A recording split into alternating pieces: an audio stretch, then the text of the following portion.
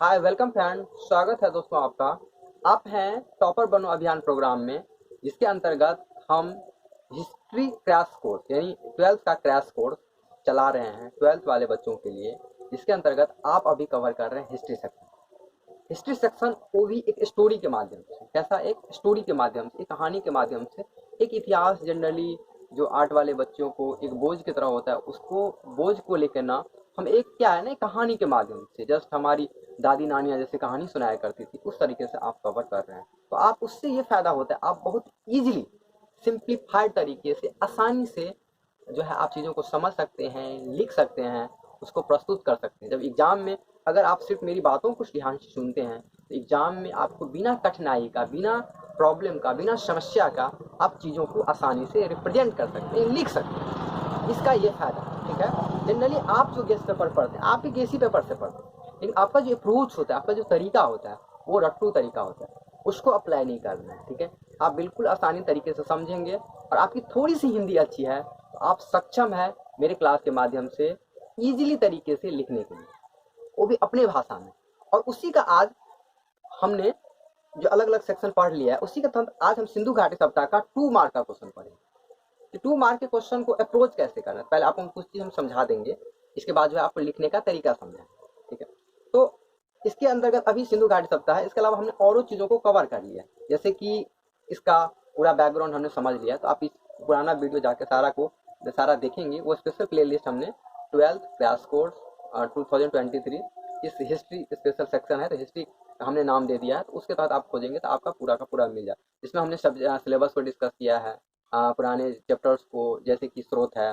इसके बाद अब हम पढ़ रहे हैं प्राचीन भारत सिंधु घाटी सप्ताह। सिंधु घाटी सप्ताह के साथ ये अप्रोच है कि एक चैप्टर में आप लोगों को थ्योरी हमने थोड़ा सा बता दिया, वो जब लगभग ऑब्जेक्टिव उसमें सारा कवर हो जाता है। दूसरे में हमने ऑब्जेक्टिव सब्जेक्टिव बताया है, और ये तीसरा वाला है उसमें टोटली सब्जेक्टिव है। और इसमें जो है 2 मार्क्स का क्वेश्चन जो है आपको इजीली तरीके से समझ जाएंगे और लिखेंगे। आपने पहले कभी नहीं पढ़ा है तो उसका बिल्कुल भी टेंशन ना ले, बस एक हम समझते हैं कि थोड़ा सा उसमें भी आप पूरी अच्छी तरीके से समझ जाएंगे। उसके माध्यम से देख हमने आपको थोड़ा सा बैकग्राउंड बता दिया था और ऑब्जेक्टिव में ही पढ़ा दिया था कि सिंधु सप्ताह के बारे में पता कैसे करें। सिंधु सप्ताह कुछ नहीं, एक्चुअली क्या है कि पहले बहुत पहले जो लोग रहा करते थे ना, उसकी क्या जिंदगी थी, कैसे लोग आज से 5,000 साल पहले लोगों को क्या जिंदगी थी, वो एक कहानी है बस। उसका पता कैसे चले, जस्ट इमेजिन कि आज से 5,000 साल पहले लोग कैसे रहेंगे, कैसे पता चले। कुछ तो विज्ञान होगा ना, कुछ तो टेक्निक होगा जिसके माध्यम से आज से हम 5,000 साल पर, 1-2 हजार साल की बात नहीं है, लगभग 5,000 साल। यहाँ तो 100-200 साल का मेरे पास डाटा होता है, 500 साल जहाँ पे विवरण होता है, तो हम अच्छे से चीजों को समझ सकते हैं। लेकिन लगभग 5,000 साल पहले का कहानी है, स्टोरी है, तो कैसे जान। तो वहां से हिस्ट्री के स्रोत का खोजा जाता है। हिस्ट्री का स्रोत, इसलिए हमने पहले चैप्टर हिस्ट्री का स्रोत ही पढ़ा, इतिहास का स्रोत। स्रोत के अंतर्गत हम जानते हैं किस तरह के स्रोत होते हैं। तो इसी के अंतर्गत हम एक स्रोत जानते हैं सिंधु घाटी सप्ताह में, पुरातात्विक स्रोत। क्वेश्चन भी आएगा 2 नंबर में, आप टेंशन ना लीजिए। पुरातात्विक स्रोत, तो पुरातात्विक स्रोत के माध्यम से हम सिंधु घाटी के बारे में पता लगा। अब सवाल आता है कि, और दूसरा बात कि ये पुरातात्विक स्रोत है क्या, ये जो पुरातात्विक स्रोत है क्या। जैसे देखिए क्वेश्चन पे क्वेश्चन अराइज होता है, थोड़ा इंटरेस्ट होता है ना, तो आप ऐसे क्वेश्चन को बना सकते हैं कि पहला सिंधु घाटी सप्ताह के बारे में हम जानते हैं, कैसे जानते हैं, पुरातात्विक स्रोत। आप दूसरा सवाल है पुरातात्विक स्रोत के बारे में जानेंगे कैसे, वो पुरातात्विक स्रोत क्या है ना, आप पूछेंगे ना कि ये पुरातात्विक स्रोत क्या है, उसके बारे में जानेंगे। अब उस स्रोत का, अब फिर दूसरा बात हमने आपको कहा कि लगभग ये 5,000 साल पुराना कहानी है सिंधु घाटी सप्ताह। दूसरा सवाल ये उठता है, हम कैसे पता करेंगे ये 5,000 साल पुराना कहानी है, 2,000 साल का क्यों नहीं है, 3,000 साल का नहीं है, 5,000 साल का ही क्यों कहानी है। तो आज उसी के बारे में हम लोग क्वेश्चन के माध्यम से जानते हैं। तो सबसे पहला बात, पुरातत्व क्या है, जिसके माध्यम से आपको पता चलता है कि सिंधु घाटी सप्ताह के एज के बारे में। तो हम एक छोटा सा बैकग्राउंड बताते, जो पिछले क्लास में हमने आपको बताया था। 21-22 की कहानी है, जब खुदाई शुरू होता है, खुदाई में अलग अलग चीजें मिलती है। तो समझिए ध्यान से कि जमीन के अंदर खोदा गया, ठीक है ना। टीला में जैसे 21-22 की बात है, हड़प्पा पहला जगह पे खोदा गया, जो सॉरी पाकिस्तान में, और रावी नदी के तट के पास है, तो वहां पे खुदाई हुआ, ठीक है। अब वाला बात, खुदाई हुआ, खुदाई में क्या हो, अलग अलग चीजें मिली, जैसे बर्तन मिला, चावल के साथ मिले, खिलौने मिले, गहने मिले, इत्यादि वस्तुएं मिली।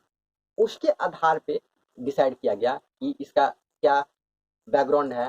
तो पुरातत्व का सबसे पहला मतलब यही होता है। तो पहला इसमें क्या है कि हमने पहला ही क्वेश्चन बनता है कि पुरातत्व क्या है, पुरातत्व क्या है। अब आप आंसर समझिए, आप क्वेश्चन लिखिए और आंसर को समझने का प्रयास कीजिए। हम लिखते हैं पुरातत्व क्या है, आप ही के गेस्ट पेपर में है, ठीक है, 17 नंबर क्वेश्चन। लेकिन हम इसको लिखेंगे कैसे, हम इस पे मेरा स्पेशल फोकस है कि ये पुरातत्व क्या है। पहला सॉरी, ये 17 नंबर क्वेश्चन है आपके गेस्ट पेपर में, हम उसको डिस्कस करते हैं। आप सीक्वेंस वाइज डिस्कस करते हैं, वन बाय वन नहीं है, लेकिन आप मेरा तरीका समझ लीजिए, आपका धीरे धीरे सारा कवर हो जाएगा।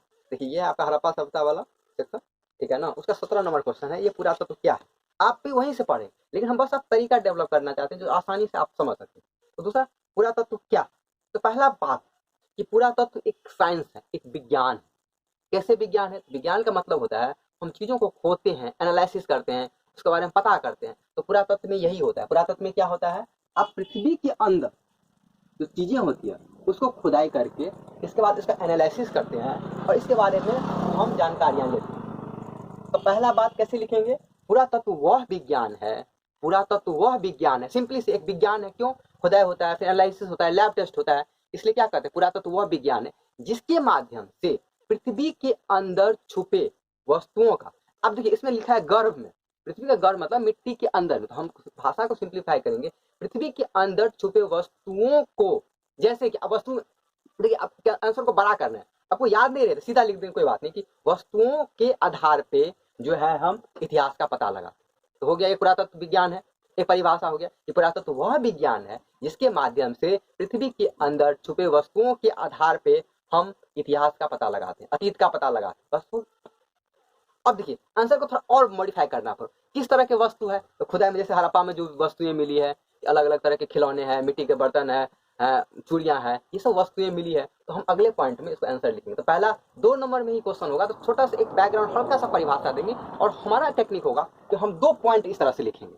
ये बुलेट पॉइंट अगर इस तरह से आप आंसर लिखते हैं तो आपका बेस्ट फॉर्मेट होगा आंसर का, और एग्जामिनर काटेंगे नहीं। जैसा कि गेस्ट पेपर खिचड़ी दे के लिखा है, इस तरह से आप लिख सकते हैं, ठीक है ना, लेकिन थोड़ा सा हम चाहते हैं सिंप्लीफाई करके इस तरीके का आप प्रयोग करिए, तो ये सुंदर आंसर को सुंदर बनाता है और आपको याद भी जल्दी से होता है। तो पहला एक परिभाषा के रूप में कि पुरातत्व वह विज्ञान है जिसके माध्यम से पृथ्वी के अंदर छुपे या पृथ्वी के छुपे गर्भ में वस्तुओं को निकाल कर हम अतीत का पता लगाते, हो गया बस।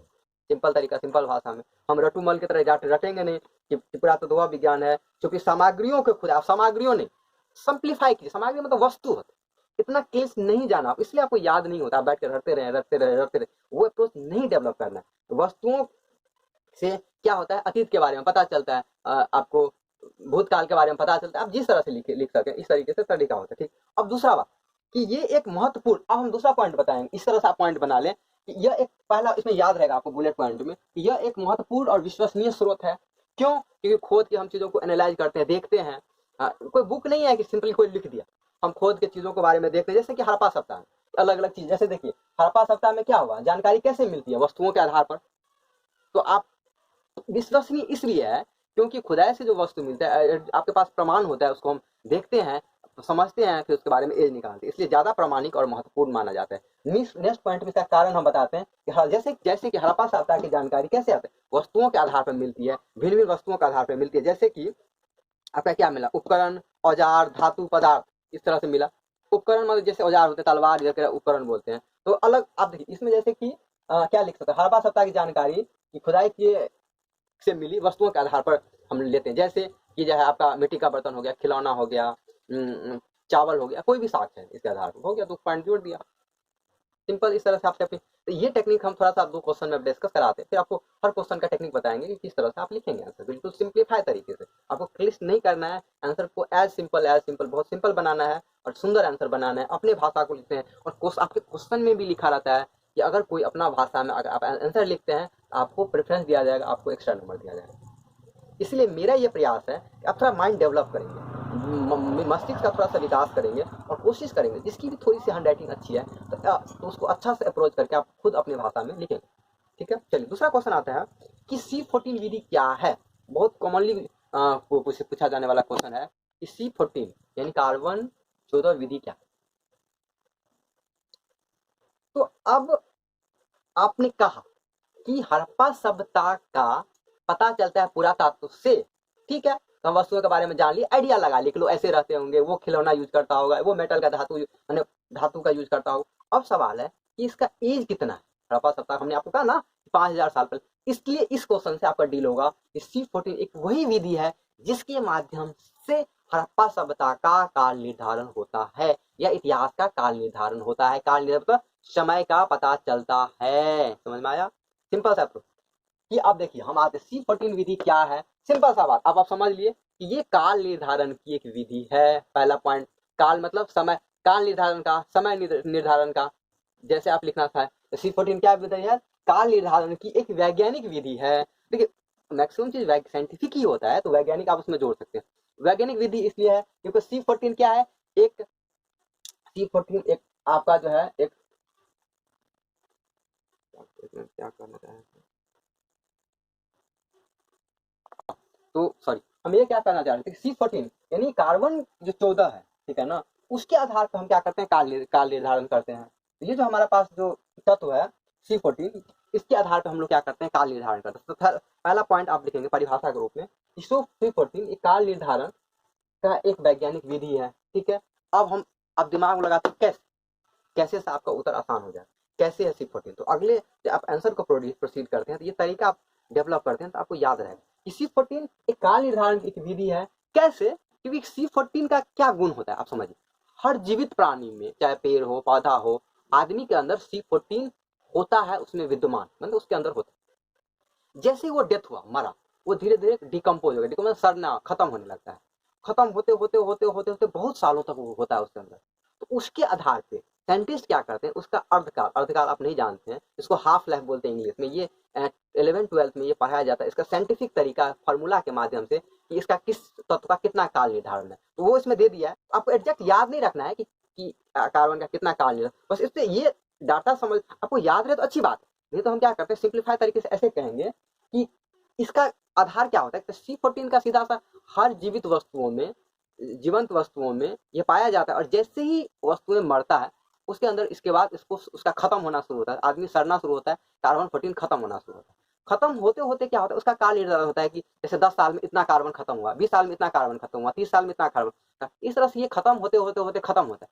उसके आधार पे वैज्ञानिक लोग डिसाइड करते हैं अच्छा इसका साल कितना, मतलब क्या करेंगे, आपके पास एक कोई वस्तु है, उसमें से कार्बन निकालेंगे और उसके आधार पर जानेंगे अच्छा इसके में इतना कार्बन है, परसेंटेज इतना है, इतना प्रतिशत है, वो इसका मतलब समझ अच्छा ये इतना साल पुराना है। तो सिंपल से यही होता है कि अर्ध इसका इसका सबसे बड़ा होता है अर्धकाल आयु। अर्धकाल आयु मतलब होता है कि देखिए अर्धकाल के आधार पर इसको हाफ लाइफ बोलते हैं, कि हाफ लाइफ मतलब जैसे कि हमारे अंदर कार्बन है, हम मर गए, ठीक है, अभी मरना नहीं है, मतलब हम एग्जाम्पल बता रहे हैं कि किसी के अंदर मान ले कार्बन है, ठीक है, उसका डेथ हो गया, अब क्या होगा, वो धीरे धीरे धीरे डिकम्पोज होगा, सरेगा, तो फिर उसके अंदर कार्बन देखा जाएगा, अच्छा 40 साल, 1000 साल बाद उसका कार्बन का मात्रा आधा होगा। तो उस आधार पर लोग डिसाइड करते हैं साइंटिस्ट इसका कितना है। तो चलिए हम ये समझा इस तरीके से अर्ध का आधार पे होता है, सारे जीवित वस्तुओं में ये पाया जाता है, और मरने के बाद इसका क्षय होता है, क्षय होता है और धीरे धीरे खत्म होता है। इस आधार पे ये जो है इसका जो है काल निर्धारण किया जाता है। सीधा सा बात, आपको ज्यादा क्लिष्ट नहीं कर। अब इसमें एक साथ दिया हुआ पॉइंट, जैसे कि इसका अर्ध अर्ध आयु काल 5073 वर्ष होता है, तो ये सब इतना हमको नहीं पढ़ना, बट हमको सिंप्लीफाई तरीके से C14 एक काल निर्धारण का वैज्ञानिक विधि है। दूसरा पॉइंट इसमें इससे लिखेंगे कि C14 हर जीवंत वस्तु में पाया जाता है, मरने के बाद इसका क्षय होता है और धीरे धीरे खत्म होता है, खत्म होता है। इस आधार पे वैज्ञानिक धीरे धीरे जो है पता करते हैं कि उसमें कितना कार्बन का मात्रा है, उसके आधार पे पता लगाते हैं कि उसका उम्र कितना है। बस सिंप्लीफाई तरीका, ये हम इतना नहीं याद करें, ये बहुत ज्यादा है, ये 2 नंबर में बहुत ज्यादा, इतना आपको नहीं लिखना, ठीक है, 2 पॉइंट इस तरह से बना देंगे, सिंपल सा बात है। चलिए ये हो गया। अब इसमें हम नहीं लिखेंगे। अब आपका क्वेश्चन 18 नंबर कि इतिहास लेखन में अभिलेखों का क्या महत्व है। इतिहास लेखन में अभिलेख जो होता है ना, इंस्क्रिप्शन का क्या महत्व है। अब हम इसी तरीके से देखिए, हम आपको अब फॉर्मेटिंग करना सिखा देते हैं क्वेश्चन का। क्या करते हैं, फॉर्मेटिंग। फॉर्मेटिंग मतलब होता है कि कैसे आंसर को लिखा जाए। हाँ देखिए, दूसरा आपका 18 नंबर क्वेश्चन है कि ये अभिलेख क्या होता है। जैसे कि हमने अभी पढ़ा ना कि पुरातत्व क्या है, पुरातत्व के ही अंतर्गत जो है आपका अभिलेख आता है। अब अभिलेख में क्या है, देखिए कि हमने आपको भारतीय इतिहास के जो स्रोत चैप्टर उसमें पढ़ा दिया था कि ये अभिलेख का क्या होता है, कितने प्रकार के होते हैं, क्या क्या है इसका फंडा है। तो इसमें देखिए, इसलिए कहते हैं आप रेगुलर क्लास कीजिए। उसमें क्या होता है ना, आपने पढ़ा तो इसके आंसर को आराम से लिख सकते हैं, ठीक है ना, तो सारा कनेक्टेड होता है टॉपिक। तो अभिलेख क्या होता है, तो फिर भी हम समझा देते हैं, इसको बोलते हैं इंस्क्रिप्शन। इसका मतलब सिंपल सा बात है, पहले समझ लीजिए फिर आप आंसर को सिंप्लीफाइड तरीके से लिख सकते हैं। इंस्क्रिप्शन का क्या मतलब हुआ कि कोई देखिए पत्थर है, कोई धातु है, या कोई भी ऐसा सख्त वस्तु, ध्यान समझिए, कोई सख्त वस्तु पे खोद के कुछ लिखा जाता है, उसको बोलते हैं इंस्क्रिप्शन। क्या होता था, छैनी हथौड़े से क्या होता था, खोद के जैसे हम कुछ चित्र बनाए, कुछ लिखे, तो उसको हम लोग एक तरह से क्या बोलते हैं, अभिलेख। तो पहला परिभाषा यहीं से निकालते हैं। जब आप क्वेश्चन लिखेंगे तो पहला अभिलेख क्या है, तो इसमें पूछा अभिलेख का क्या महत्व है, तो पहला परिभाषा कि अभिलेख का अर्थ होता है, अभिलेख का मतलब होता है, अभिलेख उसे कहते हैं, जिस तरह से आप लिख सकते सारा आंसर से, अभिलेख उसे कहते हैं कि, अभिलेख का मतलब होता है कि, अभिलेख वह है कि, इस तरह से आंसर प्रोसीड कर सकते हैं, लिखो। तो अभिलेख उसे कहते हैं कि जो धातु या कोई मिट्टी के बर्तन या कोई कठोर सतह पर खुदे होते हैं, सिंपल सा ये थोड़ा सा सिंपल परिभाषा है, तो इसको लिख सकते हैं, खुदे होते हैं, उसको हम लोग अभिलेख कहते हैं। पहला पहला पॉइंट आप क्या बनाएंगे, परिभाषा के रूप में, सिंप्लीफाई तरीके से। अब दूसरा दो पॉइंट और हम जोड़ने का प्रयास करेंगे कि अभिलेख का क्या मतलब है। दूसरा क्या है, अभिलेख का सबसे बड़ा फायदा क्या होता है कि जैसे कि हम अभिलेख लिखा है, हम राजा हैं, तो हम अपने समय की बात के बारे में लिखाएंगे। सिंपल सा टेक्निक है, हमने लिखाया कि हमने ये काम किया, तो हम अपने बारे में लिखाएंगे, उसी टाइम की बात उसी टाइम में लिखवाया जाता है। इसलिए अभिलेख का सबसे बड़ा फायदा क्या होता है, ये एक ऑथेंटिक डाटा होता है। हाँ, ये अलग डिपेंड करता है कि राजा बढ़ा चढ़ा के लिखा है, वो तो हमेशा इतिहास में रहता है, उसका 100% आप गारंटी नहीं ले सकते। लेकिन इंपॉर्टेंट क्या बात, हम लिखाए और हमने लिखा दिया कि ये हम काम, हमने ये काम किया। जैसे अशोक का अभिलेख है, जो आप मौर्यकाल पढ़ेंगे ना, तो अशोक का अभिलेख, उसमें अलग अलग चीजों का वर्णन है। तो इसलिए पहला अभिलेख का जो सबसे फायदा क्या होता है कि वो समकालीन होता है। समकालीन शब्द आज किताब में यूज करता है, समकालीन माने किसी राजा के समकालीन होता है, ये ज्यादा उपयुक्त है, किसी राजा के समकालीन होता है, इसलिए ज्यादा ये प्रामाणिक माना जाता है। तो पहला क्या हुआ, समकालीन। समकालीन कैसे, किसी राजा के समकालीन, किसी राजा के, हो गया। इस तरह से आप पॉइंट बनाएंगे, किसी राजा के समकालीन हुआ, इसीलिए ये ज्यादा विश्वसनीय है, क्योंकि राजा उसको खुद लिखवाते थे। हो गया, कि देखिए किसी राजा के समकालीन होगा, ठीक है, इसीलिए विश्वसनीय होगा क्योंकि राजा खुद लिखवाते। हो गया, एक पॉइंट बन गया। ठीक है, एक एग्जांपल दे देंगे अशोक का, जैसे इसमें दिया ही हुआ है कि जैसे कि अशोक ने मौर्यकालीन शासक अशोक ने विभिन्न भागों पर स्तंभ और शिलालेखों, स्तंभ मतलब होता है कि बड़ा पिलर पे, जब हम मौर्यकाल पढ़ेंगे पिलर पे लिखवाता है, और शिलालेख बड़ा बड़े बड़े पत्थरों पे लिखाते हैं, उसको स्तंभ और शिलालेख कहते हैं, वो हम पढ़ लेंगे उसमें मौर्यकाल में, उसका टेंशन न लीजिए। तो अशोक ने जैसे कि बड़े बड़े स्तंभों पे अवलोकों के अलग अलग चीजों के बारे में लिखवाया। हो गया, तो दूसरा पॉइंट क्या हो गया, अशोक वाला। आप ये एग्जाम्पल याद करेंगे तो ये अशोक पढ़ लेंगे तो और सिंपल हो जाएगा। अशोक ने अलग अलग स्तंभों पे अभिलेखों के इसके बारे में, तो इस तरह से दो पॉइंट आप चाहे ये पहला पॉइंट इस तरह से लिखेंगे, फिर बुलेट पॉइंट में दो आंसर लिखेंगे, तो आपका आंसर सुंदर होगा। क्या होगा, सुंदर होगा, अच्छा होगा, ऑथेंटिक लगेगा। तो इस तरीके से आप प्रोसीड कर सकते हैं। चलिए, हो गया। अब हम सब जल्दी जल्दी पढ़ेंगे। तो तरीका यह क्या है, आप इस तरीके से सीख लीजिए, बस क्या है ना, इस तरीके से हर आंसर को फॉर्मेटिंग करना सीख लीजिए। क्या होता है ना, बहुत ज्यादा खिंचा जाता है। ठीक है, तो आपका क्या काम होगा, आंसर को फॉर्मेटिंग करना सीख जैसे कि हड़प्पा सत्ता के पतन का कारण, तो ये क्वेश्चन हमने आपको लिखवा दिया है। जैसे कि हड़प्पा सत्ता का पतन का क्या कारण है, तो हमने आपको 5 पॉइंट लिखा दिया, इसमें 2 पॉइंट सेलेक्ट करके, इसे 2 नंबर का है तो 2 ही पॉइंट लिखिए। आप है बहुत काबिल, सोचेंगे कि 5 पॉइंट छाप देते, नहीं, ऐसा नहीं करना है, जितना पूछा जाए उतना ही लिखना है। हड़प्पा सत्ता के पतन के मुख्य कारण है, तो बस हो गया, 2 पॉइंट दे देंगे, हो गया। उसमें सबसे ऑथेंटिक कारण एक्चुअली देखिए, इस गेस पेपर में उसमें वर्षा कम हो गई, उसमें देखिए ये चीज, जैसे अब एक चीज इंपोर्टेंस में, ये 2 नंबर में क्या है कि वर्षा वाला पॉइंट लिखा है और रेगिस्तान वाला पॉइंट लिखा, तो ये नहीं कीजिए। इसमें गेस पेपर में थोड़ा सा क्या है ना कि आप उसका क्या था राइटर का भी वो नहीं है, लेकिन मेरा क्या टेक्निक है कि जब आप लिखते हैं पतन, उसमें सबसे जो ऑथेंटिक कारण था उसको पहले डालें। माने आपके हर उत्तर में जो महत्वपूर्ण कारण है, जो आपको याद रहेगा, जिसको आप अच्छे से लिख सकते हो, उसको आप सबसे पहले डालेंगे, एक टेक्निक होता है। तो जैसे इसमें देखिए क्या है कि हड़प्पा सभ्यता के पतन के मुख्य कारण, तो सबसे जो प्रामाणिक कारण माना जाता है बाढ़ को, तो सबसे पहले बाढ़ डालेंगे। उसमें हमने आपको बताया था कैसे प्रोसीड करेंगे, क्योंकि अधिकतर शहर जो है बाढ़ के सॉरी अधिकतर शहर नदी के किनारे, इसलिए संभवतः बाढ़ आया होगा, सभ्यता का पतन हो गया। दूसरा सबसे इंपोर्टेंट कि नदी के मार्गों में परिवर्तन हो गया। क्या हो गया, नदी के मार्गों में परिवर्तन हो गया। सीधा दूसरा पॉइंट कि नदी का मार्ग बदल गया, इसलिए सिंधु सभ्यता खत्म हो गया, बस 2 पॉइंट हो गया, बात खत्म। चलिए नेक्स्ट क्वेश्चन आप आते हैं, सिंधु सभ्यता को हड़प्पा सभ्यता क्यों कहते हैं, ये भी हमने आपको बताया था 2 नंबर में, सिंधु सभ्यता को हड़प्पा सभ्यता क्यों कहते हैं। सिंपल सी बात है कि 21 की बात है, सबसे पहले हड़प्पा का खोज होता है, जिसका जगह है पाकिस्तान में। सर्वप्रथम 21 में हड़प्पा का नाम के स्थान पे खोज होता है, इसलिए इसका नाम है। इसी देखिए सिंपल सा कुछ नहीं, आपने गाँव में अलग जगहों पे सुना होगा कि जैसे किसी के 2-4 बच्चे होते, तो क्या ए फलना के पापा, ए फलना के मम्मी, देखो वहाँ के 3-4 बच्चे होते, ये कहते हैं कि इसकी मम्मी है, इसका मतलब ये नहीं कि उसी की मम्मी। ऐसे सेम इसमें है कि सिंपल सी बात है कि बहुत सारे जगहों का खोज, लेकिन सबसे पहले खोज हुआ हड़प्पा का, इसलिए इसके नाम पे बस कहा जाता है उसको हड़प्पा। एक्चुअली इसका नाम है सिंधु सभ्यता, और ऑथेंटिक तरीके से समझे तो सिंधु घाटी सभ्यता बोलते, इंडस वैली सिविलाइजेशन।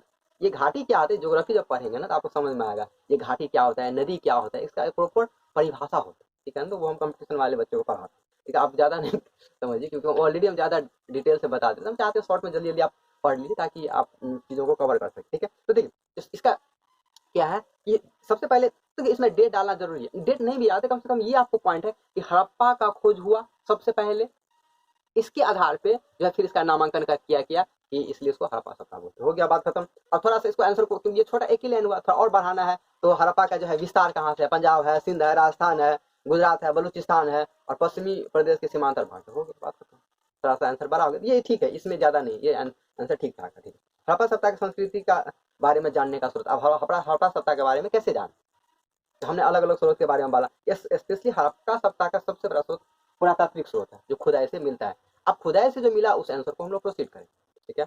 हम देखिए कैसे कैसे लिखते हैं, बताते हैं इसके बारे में। हाँ, तो हम बात कर रहे थे आपका किससे, देखिए हड़प्पा संस्कृति के जानकारी के स्रोत। तो हमने जो अभी अलग अलग पुरातात्विक स्रोतों के बारे में जाना, उसी से मिलता जुलता ये आंसर है। देखिए आपको क्या है, बस टेक्निक डेवलप करना है, उत्तर को लिखेंगे कैसे, देखिए इसको हम कैसे प्रोसीड करेंगे, तो इसके बारे में समझ। देखिए क्या सिंपल सी बात है, हड़प्पा सभ्यता का खुदाई हुआ, खुदाई से जो जानकारियाँ मिली, ठीक है, तो अलग अलग जानकारी, आपको तो पता है कि अलग अलग जानकारियाँ मिली, लेकिन इसको हम कैसे अच्छे तरीके से सुंदर बना के लिखेंगे। कहता है कि हड़प्पा संस्कृति के बारे में जानकारी के क्या स्रोत है। देखिए तो दो पॉइंट है यहाँ पे, अभी नहीं जानते, एक तो क्या है जानकारी और दूसरा दूसरा है कि स्रोत। तो हम इस दोनों पॉइंट को मिला के देखिए कैसे आंसर लिखते। एक तो पॉइंट है जानकारियाँ, क्या क्या जानकारियाँ हैं, दूसरा उसके बारे में स्रोत, यानी दो पॉइंट को हमको मिला के आंसर लिखना। तो देखिए इसको हमने कैसे पॉइंट बनाया कि एक जानकारियाँ क्या है कि नगर निर्माण के बारे में जानकारी क्या है, आपका जानकारी क्या है कि नगर निर्माण, कि सिंधु घाटी सभ्यता में नगर का निर्माण कैसे था, ठीक है ना। कि सिंधु घाटी सभ्यता में नगर एक्चुअली क्या, टाउन प्लानिंग क्या था, कि किस तरह के भवन होते थे, किस तरह के नाले होते थे, कैसे सड़कियाँ होती थी, ये है नगर निर्माण। तो आप देखिए इसका इसी तरह से आंसर प्रोसीड करना है कि नगर निर्माण का जो खुदाई से जो विभिन्न जो है इमारतें मिला, नाला मिला, इससे जो है नगर निर्माण के बारे में पता चला।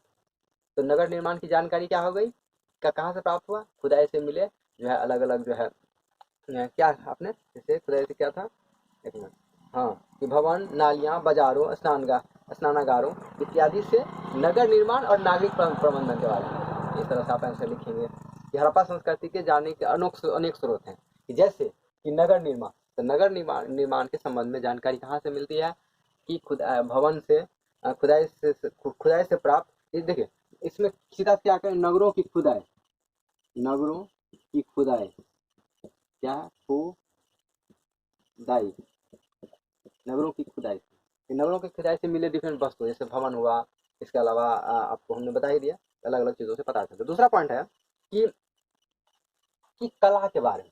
अब क्या है कि सिंधु सभ्यता में जो चीजें थी बहुत कलात्मक है, तो सिंधु सभ्यता की जो चीजें मिली उससे उस टाइम के कला के बारे में पता चलता, कि मतलब लोग कितने क्रिएटिव थे, कितने चीजों के बारे में कलाकार। हम ऐसे लिखेंगे कि क्या है कि आपने पढ़ा कि मिट्टी के जो खिलौने मिले, ठीक है ना, मिट्टी के खिलौने मिले, धातु की जो मूर्तियां मिली, उसकी सुंदरता को देख लोग, पता है कि उस टाइम में लोगों को कला का ज्ञान था।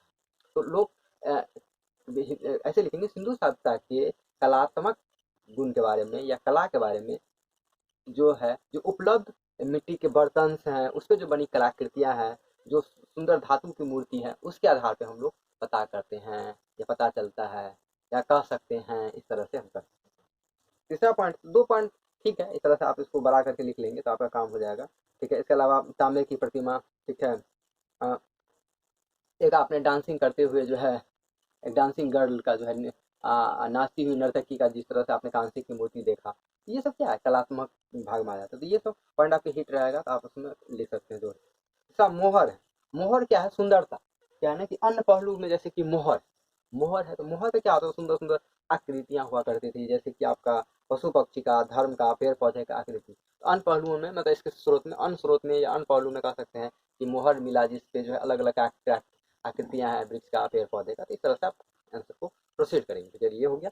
अब नेक्स्ट है कि सिंधु घाटी सप्ताह के लोगों द्वारा बनाए गए मिट्टी के बर्तन, इसमें आधा ही क्वेश्चन लिखा हुआ है कि शायद हमको लगता है ये है कि मिट्टी के बर्तन की विशेषता क्या है, इसके बारे में पूछा, ठीक है ना। तो सिंधु घाटी सप्ताह से जो मिले मिट्टी के बर्तन है ना, मिट्टी के बर्तन के बारे में कहा है।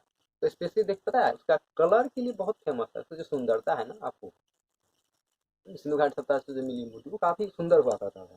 इसमें जो पहला जो बात लिखेंगे कि जो, अब देखिए हमको कैसे आंसर प्रोसीड करना है कि मिट्टी के बर्तन बनाना है। देखिए कैसे लिखते हैं, तो मिट्टी का याद कैसे रखते हैं हम बताते हैं। देखिए मिट्टी का बर्तन बनाना है, तो बर्तन बनाने के सबसे पहले बात कि चाक का खोज हो गया था। देखिए आंसर को आप, इसलिए हम कहते हैं ना कि आपको थोड़ी सी भी इंटरेस्ट रहेगा ना, नहीं भी रहेगा ना, तो आप जान लेंगे।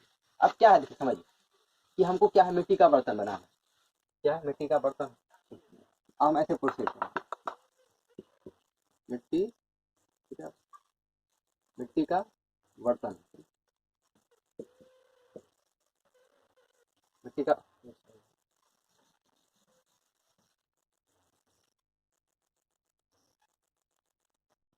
हाँ तो हमारा नेक्स्ट क्वेश्चन था कि सिंधु घाटी सप्ताह के जल निकासी प्रणाली का वर्णन करें।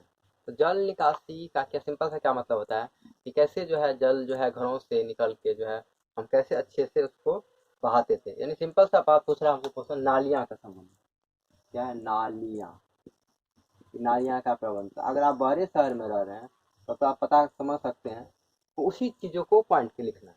तो जल निकासी का ऐसा प्रबंध था कि देखिए सिंधु घाटी सप्ताह में जो घर थे, किचन था, बाथरूम था, उससे पानी निकल के एक बड़ा इसमें जाता था। बड़ा जैसा है आपका जो है दोनों सड़क के दोनों ओर जो है आपका नालियाँ होती थी, और उससे एक अच्छे से ढक्कन से ढका होता था, और बीच बीच में मैन होल होते थे साफ सुथरा करने के। जैसे जहाँ टर्निंग पॉइंट स्पेशली होता है वहाँ बड़ा बड़ा मैन होल होता है उसको साफ करने के लिए। तो बस इतना ही पॉइंट को समझ, उसको लिखेंगे कैसे।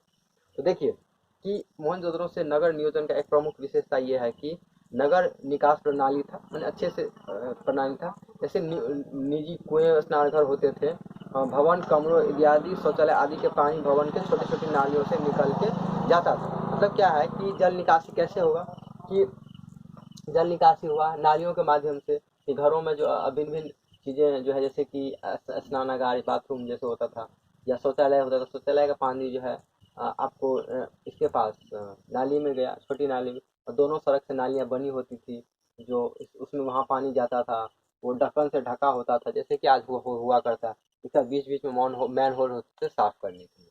इस तरीके से आप पॉइंट बना के लिख सकते हैं। मतलब पहला इसमें अगर पॉइंट करना है तो जल निकासी का क्या प्रबंध था, घर से विभिन्न जो है चीज जो है मेन नाली में आता था।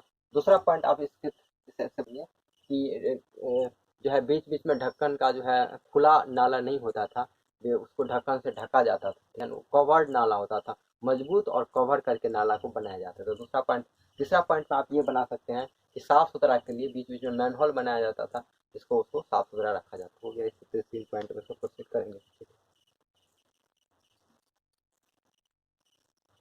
हड़प्पा सभ्यता एक शहरी सभ्यता थी। अच्छा, मोहनजोदड़ो से सार्वजनिक स्नानागार के विषय में लिखिए। अब जैसे देखिए मोहनजोदड़ो से जो स्नानागार मिला, ये ठीक है ना, जो एक तरह से कॉमन बाथिंग प्लेस होता था जहाँ लोग नहाते थे, उसके बारे में वर्णन पूछ रहा है। तो पहला बात 2-3 बात समझ लीजिए कि इसका बात कि स्नानागार जो मिला उसका सबसे बड़ा महत्व उसके कंस्ट्रक्शन के संबंध, तो वो ठोस मजबूत था। तो इस तरह से आप समझते हैं कि स्नानागार जो था वो काफी मजबूत था, मोटे दीवार के बनाए हुए थे, पानी उससे बाहर नहीं हो सकता था। तो आप ये कह सकते हैं काफी विकसित था। इसके बाद मोटे दीवार से बनाए गए थे, पानी नहीं बहता था, उसके आसपास क्या होता, तालाब होता था, तालाब से उसमें पानी डाला जाता था। इस तरह से वो बनाया गया था, गंदे पानी को आप आराम से निकाल सकते हैं। जैसा कि जनरली स्टैंडर्ड जो होता है आपका स्विमिंग पूल जैसे होता है ना अभी आजकल, उस तरह का सेटिंग उसमें। तो ये क्या मजबूत मजबूत बना हुआ था, हजारों वर्ष के बाद भी वो वैसा का वैसा ही बना हुआ। तो पहला बात हुआ मजबूती के संदर्भ में, उसका जो बनावट है तो उस पर आप आंसर लिख सकते हैं कि उसका बनावट कैसे है। दूसरा बात, उसी बनावट में स्पेशल और भी चीजें हैं कि जैसे कि उसमें उतरने के लिए सीढ़ियाँ होती हैं। क्या क्या, जैसे आप जैसे बड़े बड़े शहरों में देखेंगे, जैसे गंगा के साइड में, क्या आप जो है पटना में क्या है ना कि आपको गंगा में उतरना है तो सीढ़ियों के माध्यम से, पहले ऐसा नहीं था 2-3 साल पहले, 3 साल पहले लगभग ऐसा नहीं था, 3 साल पहले से धीरे धीरे बनना शुरू हुआ। तो अब सीढ़ियाँ हैं, अब हरिद्वार जाएँ, ऋषिकेश जो है तो क्या है ना, वहाँ गंगा में उतरने के लिए सीढ़ियाँ हैं, तो उस तरीके नहाने के लिए उसमें सीढ़ियाँ होती हैं।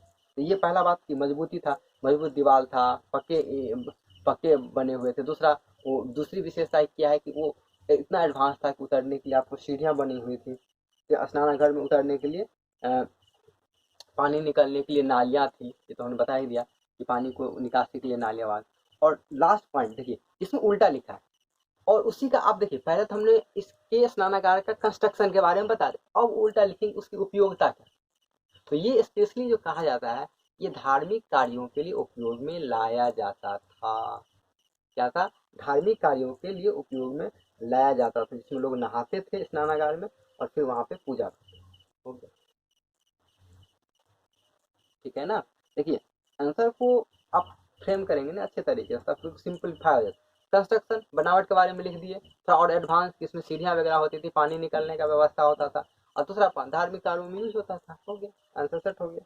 चलिए, अब मोहनजोदड़ो के अन्नानागार, देखिए इस तरह का क्वेश्चन से आप बच कि ऐसा क्वेश्चन जिसमें डायमेंशन आए कि 4.7 45.72 मीटर इतना लंबा चौड़ा था। तो उस तरह के क्वेश्चन को आप, कुछ क्वेश्चन छोड़ना भी है, पूरा बनाना नहीं है आपको।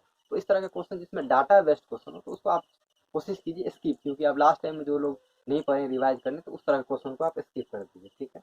हड़प्पा सभ्यता एक, जैसे कि एक शहरी सभ्यता थी, इसके बारे में हमने आपको 5 में बता दिया है, तो उसे आप लिख सकते हैं। ये सभ्यता कैसे थी हड़प्पा सभ्यता, एक शहरी, शहर के लिए क्या थी। अब जैसे ये क्वेश्चन पूछता है कि हड़प्पा सभ्यता एक शहरी सभ्यता, हमने उसको बताया था, तो शहर का जो गुण होता है उसमें दे देंगे। जैसे कि आपको सुंदर कंस्ट्रक्शन बिल्डिंग था, इसके बाद नाले होते थे, इसके बाद अच्छी सड़कें होती थी, तो ये सब शहर का गुण होता है एक शहरी सभ्यता का। तो बस इस तरह से आप इसमें पॉइंट, जो हमने आपको 5 में बताया उसको 2 पॉइंट लिखिए, आप उसको कवर कर लेंगे। उत्खनन से आप क्या समझते हैं? चलिए, ये एक नया क्वेश्चन है, उत्खनन। तो उत्खनन क्या होता है? देखिए, जब इस तरह से आप समझते हैं, क्या समझते हैं, उत्खनन किसे कहते हैं, इस तरह के क्वेश्चन को आप प्रोसीड करेंगे। तो क्वेश्चन नंबर 10 है, ठीक है ना। तो आपके पास जो गेस्ट पेपर होगा उसमें क्वेश्चन क्या है, उत्खनन क्या है? उत्खनन, उत्खनन, ठीक है। उत्खनन से आप क्या समझते हैं? देखिए, इस तरह से उत्खनन से आप क्या समझते हैं, उत्खनन किसे कहते हैं, इस टाइप के अगर कोई भी क्वेश्चन आए, ठीक है ना, उसको हम लोग कैसे पढ़ें। सबसे पहले उसका हम परिभाषा देने की प्रयास करेंगे। इसमें सीधा लिखा है, उत्खनन विभिन्न सभ्यताओं की प्राचीनता का पता चलता है। ये नहीं, ठीक है, पता तो चलता है, इसका तो प्रॉपर्टी है उत्खनन। लेकिन हम सबसे पहले इसमें जानने का प्रयास करेंगे उत्खनन होता क्या है। तो उत्खनन एक क्या है, खुदाई की विधि है। सिंपली से क्या है ना, वस्तुओं को खोद का, खुदाई का मतलब होता है उत्खनन। तो वस्तुओं को मिट्टी के अंदर से निकालने की विधि को हम लोग उत्खनन कहते हैं, या खुनने के प्रोसेस को हम लोग विधि को उत्खनन कहते हैं, ठीक है, उत्खनन। अब कहेंगे कि उत्खनन में क्या होता है। उत्खनन में आप बोले तो उत्खनन में अब ऐसे प्रोसीड किए कि हम खोद, ठीक है, देखें ना, ऐसे यह हमारे मिट्टी के अंदर जो है चीजें, पृथ्वी के अंदर मिट्टी है, उसको खुदाई किए। अब खुदाई किस तरह से किए, इसके बारे में, कि वस्तुओं को ये गहराई से, जैसे क्या होता है ना कि जितना गहरा अंदर में वस्तु होगा उतना पुरान सभ्यताएं होगी, सीधी सी बात है। ये मान लिया जाए इस तरह से कोई वस्तु है, ठीक है, इस तरह से कोई सामान है, ये इसमें मिट्टी गया, एक साल में इतना गया, 2 साल में इतना हो गया, 3 साल में जमा होते हुए 100 साल में इतना, इसको खोद के हम लोग देखते हैं कि कितना अंदर में। उससे क्या होता है, इससे सभ्यताएं की पुरानता, नवीनतम या पुरानता का पता चलता है, सीधी सी बात है। तो पहला क्या लिखेंगे, उत्खनन का परिभाषा के रूप में, उत्खनन सिंपली खुदाई की विधि को हम लोग उत्खनन करते हैं। उत्खनन से क्या पता चलता है, सभ्यताओं की प्राचीनता का पता चलता है। कैसे?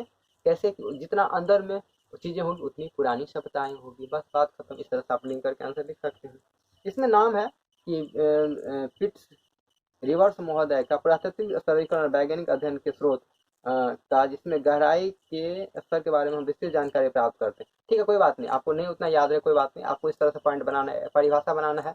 स्पेशली हम किसी का नाम नहीं याद करें क्योंकि कंफ्यूजन हो जाता है हमको। तो हम क्या करेंगे, उत्खनन क्या है, उसके बाद उत्खनन से क्या पता चलता है, और उत्खनन से स्पेशली सभ्यता का, उसका मैंने गुण क्या हुआ, कि सभ्यता का प्राचीनता का पता चलता है। कैसे? कि जितना गहरा होगा उतनी प्राचीन सभ्यता होगी, ठीक है। अगर छोटा होगा तो आप एक लाइन जोड़ भी सकते हैं, नहीं तो उसको आप बड़ा करके आंसर लिख देंगे, ठीक है। हड़प्पा सभ्यता की लिपि के बारे में अब पूछता है, लिपि के बारे में आप क्या समझते हैं। तो पहला बात कि चलिए लिपि पा जाते हैं। लिपि का मतलब क्या होता है, लिखावट के तरीका को हम लोग लिपि कहते हैं। सिंपली सी बात है कि जो लिखने की कला होती है उसको हम लोग लिपि कहते हैं। तो हड़प्पा तो एक अगर आप लाइन परिभाषा के रूप में जान सकते हैं तो जान सकते हैं कि लिखने की कला के लिखने की विधि को लिखने की कला को हम लोग लिपि करते हैं। हड़प्पा सभ्यता में कैसे लिखने की कला थी, तो चित्रात्मक लिपि। ये इसमें पॉइंट नहीं जोड़ा हुआ है, लेकिन आप समझ लीजिए कि लिखा है कि चित्रों के वाली थी। उसमें स्वर व्यंजन कुछ नहीं, खफा कुछ ऐसा अ कुछ एबीसीडी कुछ नहीं होता था। उसमें क्या था, लिखने की विधि होती थी जिसमें चित्रात्मक, इसलिए उसको स्पेशल नाम दिया है भाव चित्रात्मक। ये शब्द आप जोड़ते हैं ना तो अच्छा बात है कि भाव चित्रात्मक या चित्रों के माध्यम से कहा गया। तो पहला बात, लिखने की कला को जो है हम लोग लिपि कहते हैं। हड़प्पा सभ्यता की जो लिखने की कला है वो रहस्यमय है। क्यों? क्योंकि वो एक चित्रात्मक लिपि है, चित्रों के माध्यम से बताया, जिसे कहते हैं भाव चित्रात्मक लिपि है। ठीक है, भाव चित्रात्मक लिपि है। हो गया, ये इतना बात हो गया जिसमें चित्रों के माध्यम से कुछ बताने का प्रयास किया गया, जो अभी तक अभी तक पढ़ा नहीं गया, इसलिए उसको एक रहस्यमय बोलते हैं, क्योंकि अभी तक पढ़ा नहीं गया। हो गया, सिंपल सा बात, इस तरह से आप लिख दिए। अब नेक्स्ट पॉइंट है कि अब इसका गुण है कैसे, कि एक दाएं से बाएं की ओर लिखा जाता है। ठीक है, हो गया, दाएं से बाएं को लिखा जाता है। ठीक है, और इसके आधार पर ये पता चलता है कि लोग उस टाइम में साक्षर थे। हो गया, बात खत्म। ये 2-3 पॉइंट कि लिपि का क्या मतलब है, कैसा लिपि था। इसके बाद गुण हो गया क्या, दाएं से बाएं से। इसे और इसके बाद लोगों के बारे में क्या पता चलता है, लोग साक्षर लोग थे। हम कैसे पॉइंट बना दिए, देखिए ऐसे ही करके आप पॉइंट बनाते हैं, बस हो गया, आपका आंसर होने लगेगा। क्या नंबर क्वेश्चन है, देखिए 11वां नंबर क्वेश्चन लिपि के बारे में। लिपि के बारे में कैसे लिखेंगे, अभी हम जैसे करते हैं ना, आप पॉइंट फॉर्मेटिंग कर आंसर को बनाते जाएंगे। देखिए जैसे कैसे क्या, सबसे पहले लिपि क्या है, तो लिपि के बारे में लिखिए लिपि। दूसरा पॉइंट है, लिपि के बारे में लिखने के बाद, ठीक है, ये किस टाइप का लिपि था, भाव चित्रात्मक लिपि था। तीसरा बात क्या है कि लिपि का भाव चित्रात्मक में चित्रों के माध्यम से क्या होता था, लिखा जाता था। चौथा गुण कि दाएं से बाईं ओर लिखा जाता था, मैंने कैसे लिखा जाता था, दाएं से बाईं ओर लिखा जाता था। ठीक है, और जैसे कि और लास्ट में इससे साक्षरता यानी शिक्षा के बारे में लोगों को पता चलता है, लोग शिक्षा से लोग परिचित। हो गया, बात खत्म। चलिए अब हम सिंधु घाटी सप्ताह की नगर योजना पे वर्णन करें। ठीक है, अच्छा हाँ, नगर योजना था एक क्वेश्चन, ये तो हम बता ही दिए थे, नगर योजना। ठीक है, एक ठीक है, तो ये क्वेश्चन आप उस 5 नंबर वाले से ले लेंगे, ज़्यादा हम नहीं डिस्कस करेंगे। ठीक है ना, वो आप 5 नंबर वाले से कर लीजिएगा। हड़प्पा सभ्यता के प्रमुख देवी देवता और धार्मिक स्थिति के बारे में कर। ठीक है, ठीक है। अब देखिए इसमें ज़्यादा पॉइंट नहीं बनता है, इस तरह के क्वेश्चन अगर एग्जाम में आते हैं, जो क्वेश्चन ज़्यादा अच्छे से आते हैं तो वो लिखिएगा। जैसे कि धार्मिक में, तो धार्मिक में क्या है कि पहला बात कि धार्मिक स्थिति ऐसी थी कि बहुदेववाद और प्रकृति पूजक, इस तरह से आप 2 पॉइंट बना सकते हैं। क्या, मतलब धार्मिक स्थिति, प्रमुख देवताओं और धार्मिक प्रथाओं का विवेचना की। तो पहला बात बहुदेववाद और दूसरा प्रकृति पूजा, 2 पॉइंट आप इसमें लिख सकते हैं। क्या वैसा, प्रमुख देवता पूछ रहा है तो बहुदेववाद, और दूसरा धार्मिक प्रथा में प्रकृति पूजा। तो बहुदेववाद में जैसे इससे जो मिली है, तो सबसे बड़ा बात पशुपति, देखिए ये पॉइंट मिस मत कीजिएगा। बहुदेववाद में पशुपति, पशुपति सबसे फेमस है, जिसको आदि शिव, शिव का ही ये रूप था। तो पशुपति का एक एग्जाम्पल यानी और मैं आपको डालना ही है। ठीक है, बहुदेववाद में स्पेशली जो है पशुपति का। ठीक है, अलग अलग जैसे स्त्रियों का मूर्ति मिली है, मातृ देवी की अलग अलग मूर्ति, लेकिन उसमें देवताओं में सबसे प्रधान पशुपति या इसको आदि शिव, मतलब पुराने हमारे शिव जी वो है, उससे ये पता चलता है। इसके अलावा दूसरा बात है कि धार्मिक प्रथाओं में क्या होता है कि मोहर प्राप्त हुआ, जिससे योगीश्वर मूर्ति पशुपति महादेव का माना जाता है। ठीक है, इसके अलावा सिंधुवासी में नाग, कुबर वाला सांड, अलग चीज़ों वगैरह मिले हैं, जैसे कि वृक्ष का पूजा, जल पूजा आदि चीज़ें मिली है। ठीक है, ये इस तरह का बात हो गया। तो 2 चीज़ हो गया, एक आपका बहुदेववाद जिसमें पशुपति, इसके अलावा आपका प्रकृति पर, इसमें एक चीज़ नहीं दिया हुआ एक्चुअली। हाँ, ये इसमें देखिए एक पॉइंट है कि देखिए यहाँ मिस कर दिया है एक पॉइंट, अभी अभी हम ध्यान में आया है, पता है, अभी हमने देखा है कि हाँ वृक्षों की पूजा करते थे, ये एक पॉइंट दिया है। अब ये वृक्ष की पूजा नहीं पता, एक सील मिला एक्चुअली, हम बताते हैं।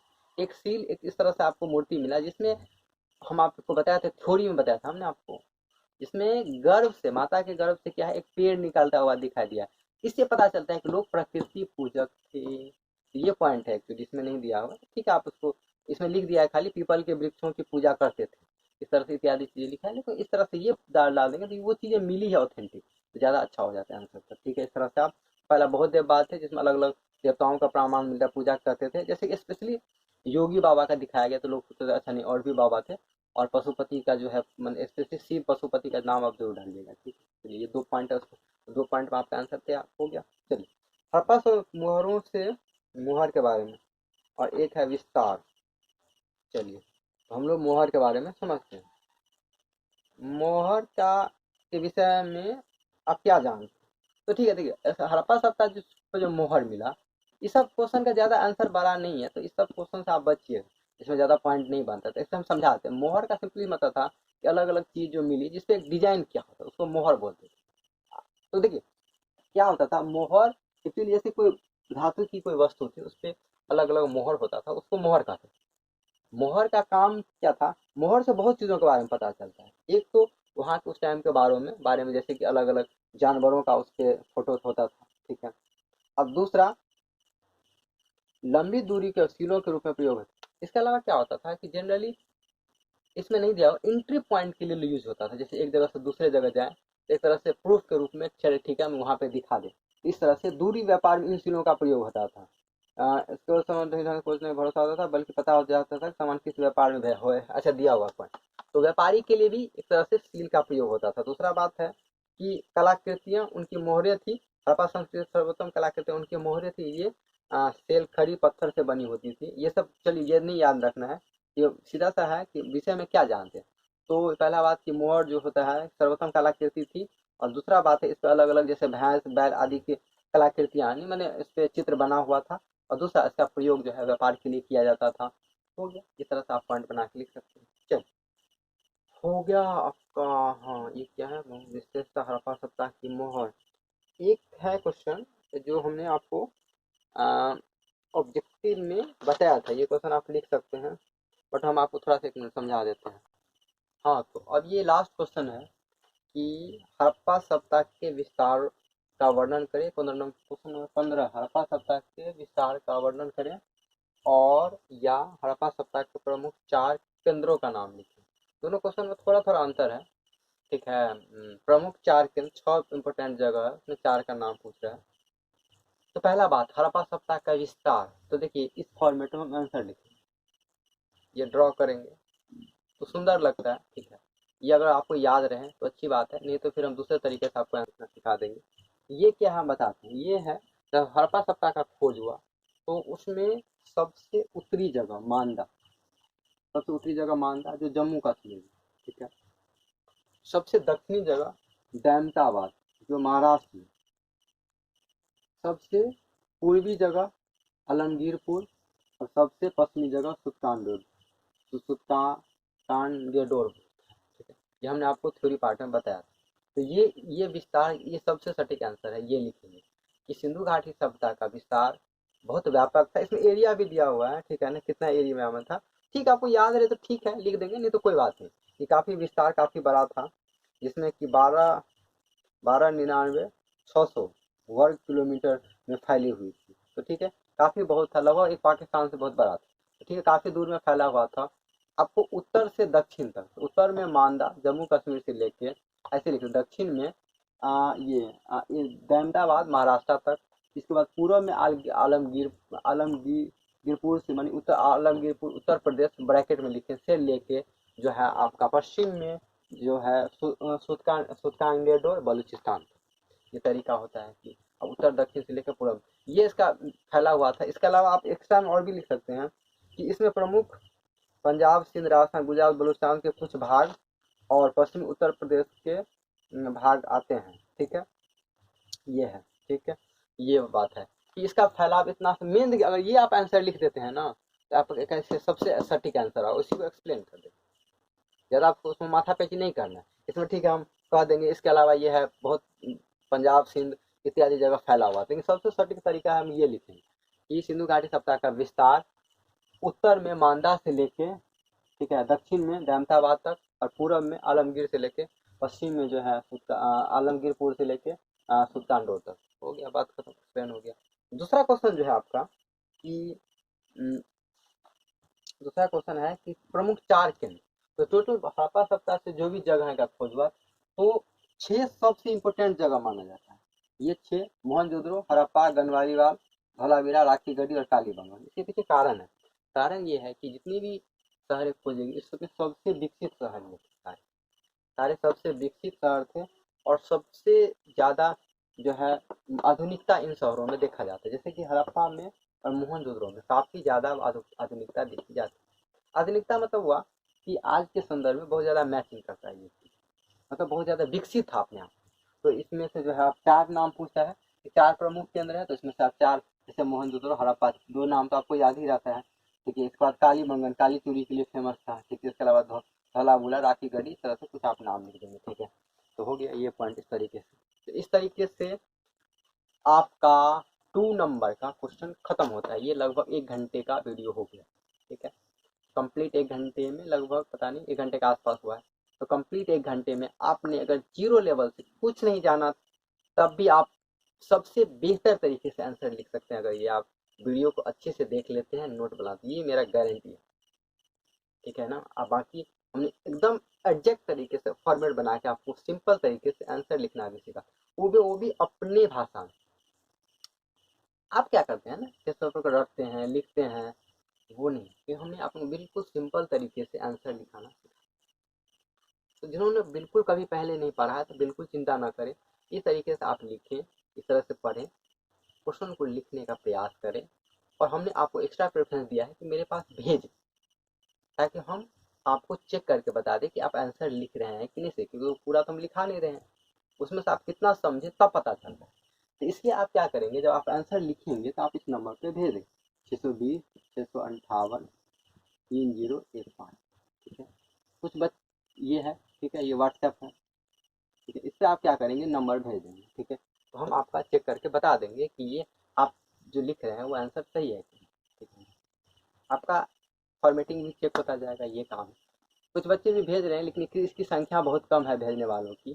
तो ये मेरा आपका कंप्लेन है कि ऐसा ना गलती करें, आप लिखें, प्रैक्टिस करें, क्योंकि आप महीना बहुत ज़्यादा कम है कि एक नवंबर में आपका, थोड़ा दिसंबर बस हो गया, नवंबर दिसंबर, फिर ज़्यादा समय नहीं, थोड़ा जनवरी तक है, लेकिन ठीक है, आप 1 महीना एक्स्ट्रा रखें टेस्ट वगैरह के लिए, तो ये आपका हो गया।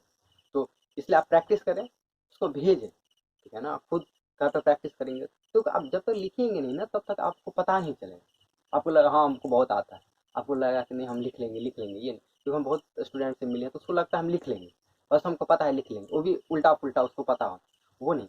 आप प्रॉपर फॉर्म में लिखेंगे, प्रैक्टिस करेंगे, जब तक 2-3 बार लिखेंगे नहीं ना तब तक आपको बिल्कुल पता नहीं चलेगा। तो ये गलती ना करें, आंसर को लिखें, प्रैक्टिस करें।